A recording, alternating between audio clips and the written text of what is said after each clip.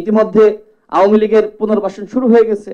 আমরা রাজনৈতিক দলগুলোর পক্ষ থেকে আমরা বারবার বলছি, আপনারা একটা রোড ম্যাপ দেন, কি করতে চান আমাদেরকে বলেন, আমাদের সাথে শেয়ার করেন।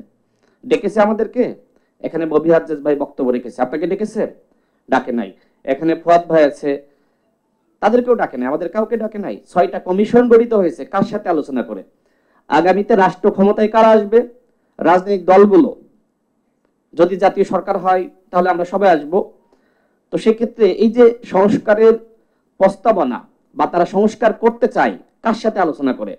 এখন তো আমার কাছে মনে হচ্ছে যে এই সরকার শুধুমাত্র বৈষম্য বিরোধী ছাত্র আন্দোলনের সরকার, সমন্বয়কদের সরকার, আমাদের সরকার না। ডায়রিয়া সহ যে কোনো পানি শূন্যতায় এসএমসি রোড স্যালাইন নিন। কেনার সময় প্যাকের গায়ে এসএমসি লোগো দেখে কিনবেন।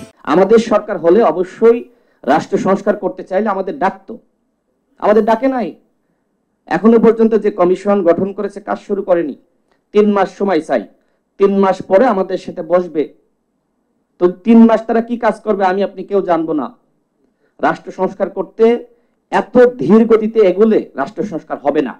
ইতিমধ্যে আওয়ামী লীগের পুনর্বাসন শুরু হয়ে গেছে। আপনি দেখেন যে সমকাল পত্রিকায় সংবাদ প্রকাশিত হয়েছে, 64 জেলার মধ্যে 56 জন ডিসি আওয়ামী লীগের তালিকার। কারা নিয়োগ দিল? 2 জন সমন্বয়কের নাম এসেছে, হাসনাত এবং সার্জিক। এখনো পর্যন্ত আমরা ব্যাখ্যা পেয়েছি? তারা উত্তর দিয়েছে? এইভাবে যদি চলতে থাকে রাষ্ট্র সংস্কার কিভাবে হবে?